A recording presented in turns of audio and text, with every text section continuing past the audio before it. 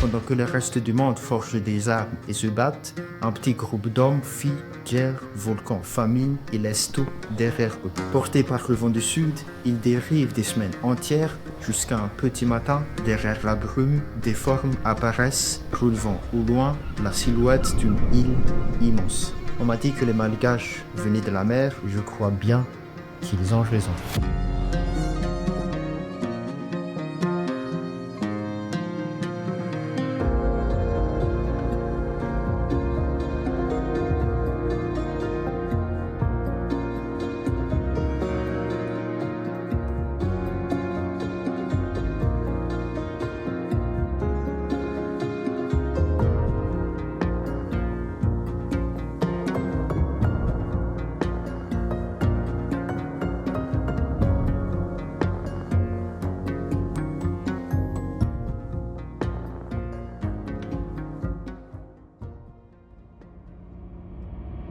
Ce qu'il vient de découvrir se fait appeler la Grande Île. Son histoire remonte très loin, bien avant les villes, les royaumes. Son histoire remonte au Gondwana. Il y a 200 millions d'années, la Grande Île faisait partie d'un supercontinent, le Gondwana, regroupant l'Afrique, l'Inde, l'Australie et l'Amérique du Sud, tous reliés dans un seul bloc flottant dans l'océan Indien. Puis, peu à peu, la Grande Île s'est séparée du reste du monde. La Grande Île s'est séparée de l'Afrique en emportant avec lui des espèces rares.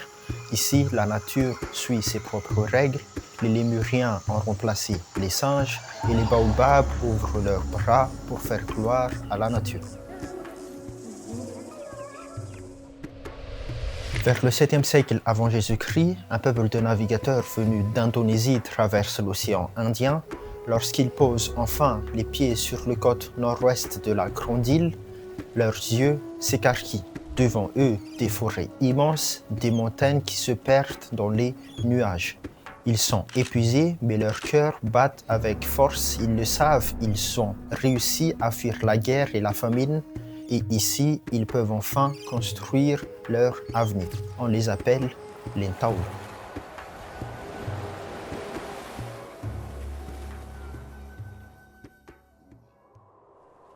Les premiers arrivants s'installent surtout sur les côtes et les plaines de la Grande Île. Ils ont apporté avec eux leur savoir-faire de leur ancienne vie, c'est-à-dire la riziculture, l'élevage d'animaux et la navigation. Ils ont même créé une sorte de calendrier personnalisé. On a par exemple le mois de mars et avril qu'on connaît aujourd'hui. Ils ont appelé cette période la période Valassir, qui était des mois sacrés. Des mois sacrés parce que c'est la saison du Fararan, qui veut dire fin de l'eau en français. Fin de l'eau parce qu'en mois d'avril à peu près sur la Grande Île, il arrête de pleuvoir, donc les récoltes sont de plus en plus abondantes. Ils ont donc créé une sorte de calendrier personnalisé, adapté à leur mode de vie et à leur survie de l'époque. Mais la terre n'est pas infinie. L'agriculture, ça prend de la place et ils le savent. Ils anticipent donc cet événement avant que ça arrive et ils se séparent en deux groupes. Ceux qui vont rester près de la mer, qui sont appelés actuellement des Vèges, et ceux qui partent dans les montagnes découvrir de nouveaux terres, les Wazimb. Pour ne pas oublier d'où ils viennent, ils ont développé leur propre croyance sur cette chaleur divine qui regarde en bas et qui veille sur eux depuis leur arrivée sur la Grande Île et qu'ils ont appelé le Zanar.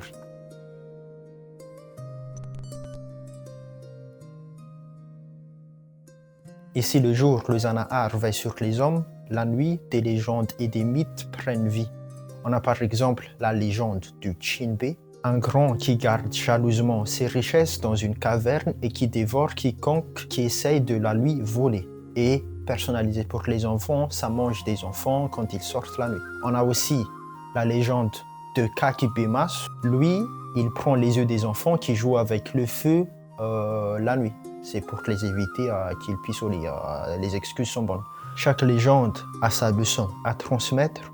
Certains font peur, mais d'autres ont un message un peu plus profond. On a par exemple la légende du Kalanour, qui est un esprit bienveillant qui protège la nature sur la Grande Île, mais qui ensuite été transformé pour d'autres légendes un peu plus absurdes. Grâce à ces légendes protectrices, les anciens ont instauré ce qu'ils appellent les fads, des interdictions sacrées qu'il fallait respecter pour vivre en harmonie avec la nature.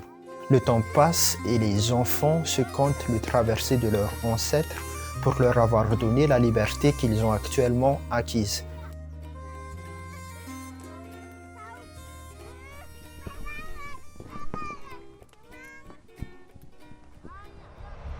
Après des siècles de calme, alors que les villages se multiplient, que les alliances et les récoltes s'équilibrent, des silhouettes apparaissent sur la mer, la voile blanche flottant au vent. Des étrangers viennent d'atterrir au nord de l'île.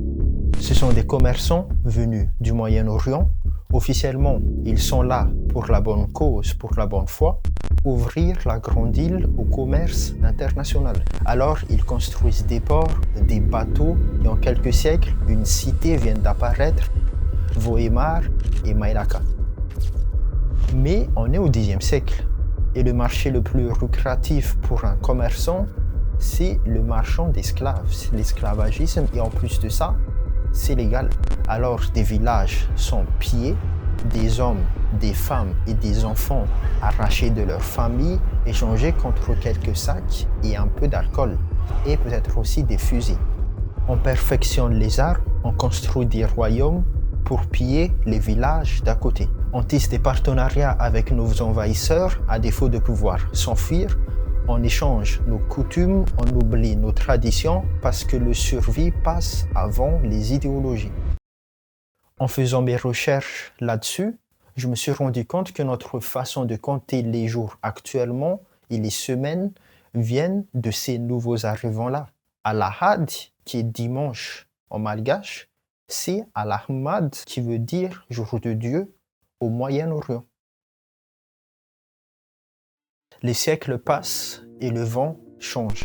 L'île, autrefois guidée par Zanahar, court désormais auprès des biens à troquer juste pour payer le prix de la vie quotidienne. Ceux qui refusent d'entrer dans la modernité fuient à nouveau la guerre. Ils quittent tout, s'enfoncent dans la forêt du sud-ouest. Ce sont les Mikéens. Il n'y a pas que nous. Il y a d'autres Mikéens, vous savez. Mais quand on n'est plus dans son environnement, alors que toute notre culture en dépend, est-ce qu'on peut encore dire qu'on est toujours Mikéen? Peut-être qu'on doit oublier cette façon de voir désormais. Les Mikéens sortent de la forêt, oublient leur ancien mode de vie. On s'adapte, tant bien que mal.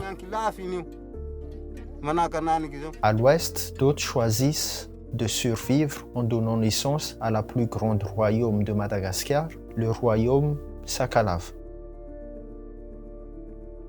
À l'est, d'anciens clans Vanzim s'enracinent dans la terre, ce sont les Bazouzanes, s'adaptent au système du royaume et continuent à travailler la terre et l'agriculture. Et enfin, vers la haute terre, une lignée royale s'élève, les Sianak. Mais toutes chaînes finissent par rouiller et leurs générations futures apprendront sûrement à faire les choses autrement. Avant de terminer la vidéo, je tiens quand même à faire remarquer que d'après les relevés d'ossements qui a été découvert en 2013, on en a déduit qu'avant l'arrivée des Austronésiens sur la Grande Île, il y avait déjà des occupants qui étaient sur place, qui étaient arrivés dans les années moins 2500 ans avant Jésus-Christ. Donc, les Austronésiens n'étaient pas les premières civilisations à placer leurs pattes, entre guillemets, sur la Grande Île, mais n'empêche que les Malgaches viennent probablement de plus en termes de gènes sur ces Austronésiens-là que ceux qui étaient avant eux. Et d'ailleurs, on ne sait pas s'ils ont réussi à survivre et à réussir à entrer en contact avec les Austronésiens ou ils sont morts et ensuite les Austronésiens sont arrivés bien après ça. On ne sait pas, c'est encore flou, mais en tout cas, il y avait quelqu'un avant et ensuite, il y a les Austronésiens après. Je vous remercie d'avoir regardé la vidéo jusqu'au bout. Je remercie également les partenaires de la vidéo qui soutiennent l'initiative que je suis en train de mettre en place. Je vous invite également à liker la vidéo, à le partager et à vous abonner si le concept et si la chaîne vous plaît. Et je vous dis à très bientôt. Ciao.